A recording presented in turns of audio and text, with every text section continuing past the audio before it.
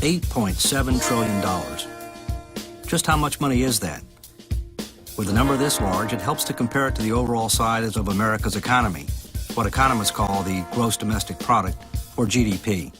In February 2007, when our federal debt was $8.7 trillion, our GDP was around $13.5 trillion. That meant that our federal debt was about 64% of our GDP. This level of debt to GDP is not the real problem. It's where we're headed that matters, and it's projected to get much worse in the future. In addition, as you'll find out soon, this $8.7 trillion number is only a fraction of our nation's total fiscal challenge. Today's federal debt is the sum of all of our annual budget deficits and surpluses going back to the beginning of our federal government. Our war for independence created much of our early debt, and by March 4th, 1789, the first day of our federal government, our national debt was $75 million, which was about 40% of our economy. This terrified our founding fathers, and they acted quickly to pay it down. We didn't stay there for long. The Civil War not only had a huge human cost, it brought the United States to the brink of bankruptcy. However, like before, we paid our debt down quickly. In 1913, the Federal Reserve System was created to help manage the nation's money supply and to oversee national banks. That year was also the birth of the modern income tax.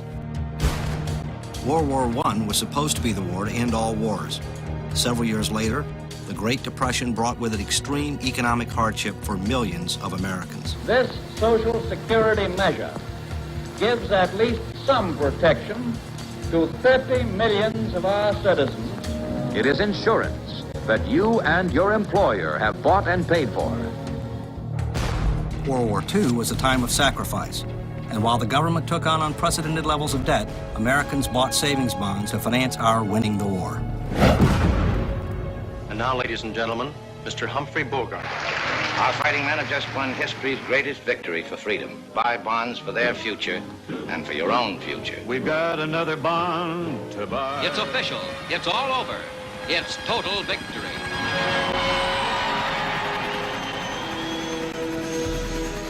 The large military and social spending practices of the 1960s and 70s were two key factors that led to a major economic downturn by the end of the 1970s. The 1980s saw the rise of supply-side economics. It's morning again in America. Reaganomics. You're the trickle-down theory guy.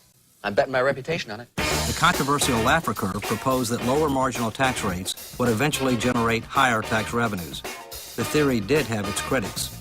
Let me just give you a difference that I have with Governor Reagan on taxes. It is what I call a voodoo economic policy. For decades, we have piled deficit upon deficit, mortgaging our future and our children's future for the temporary convenience of the present. Read my lips. The debate over supply-side economics continues to this day. But what is not debatable is that the federal debt exploded in the 1980s. A fundamental shift had occurred. America was becoming addicted to debt. Never before in our history had so much debt been created during an era of relative peace and prosperity. Yes, the Cold War ended, but it came at an extremely high price.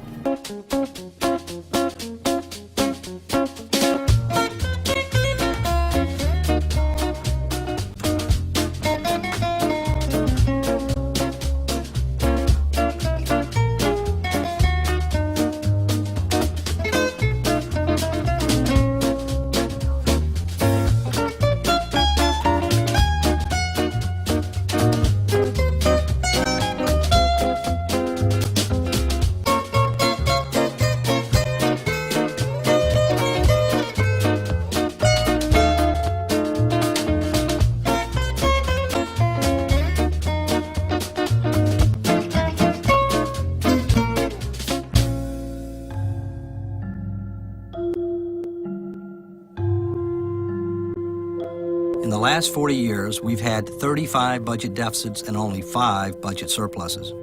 But remember, We've been running large annual surpluses in our Social Security program for years. These surpluses are spent every year to help pay other bills in the federal government. Without the Social Security surpluses, our real track record on deficits looks a whole lot worse.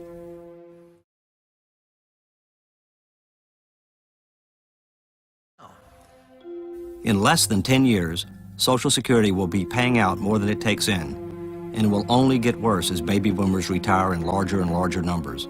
By 2017, Social Security will not be helping to reduce our overall deficit, it will be adding to it.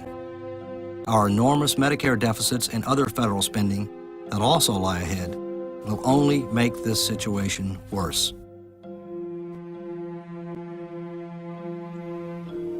But what is really worrisome is the longer run future. If you look at just 3 programs, Medicare, Medicaid, and Social Security, the spending for those programs under current rules will rise very rapidly over the next few years. Made fiscal responsibility a key issue during the presidential campaign. The country woke up, recognized the challenge, and demanded change.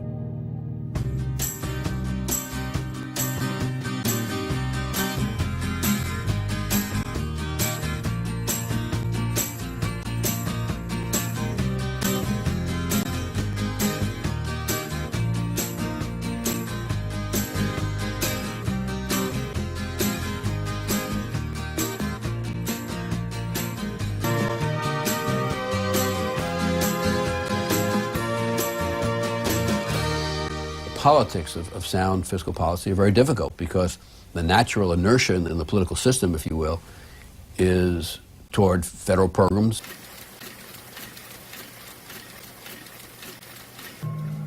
The concepts of sacrificing and building for a better tomorrow have been pushed aside by our live for today, easy credit, and consumption-oriented society.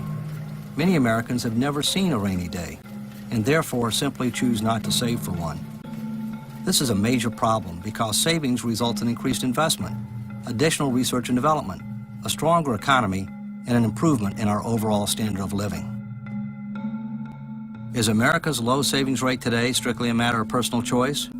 Or are there also other forces at play here? Dr. Paul. Thank you, Mr. Chairman. Good morning, Mr. Greenspan. I understand that you did not take my friendly advice last fall. I thought maybe you should look for other employment, but I see you kept your job. I'm pleased that you're back, though, because at least you remember the days of sound money. In the early 70s, due to the breakdown of the monetary system, it excited me enough to want to speak out. The concern a sound money economist has is for the supply of money. If you increase the supply of money, you have inflation. I know Wall Street likes it, and the economy likes it when the bubble's getting bigger, but I think it's harmful. Inflation is very simple. When government arbitrarily, out of thin air, prints money, creates money and credit out of thin air. And when I talk to many teenagers, grade schoolers, they seem to have no problem comprehending the fact that if you just create a lot of money, it'll be like monopoly money and it won't have value. Dr. Paul, you're raising an issue which a significant number of people have been raising over the years, and for which, frankly, we're not quite sure what the answers are.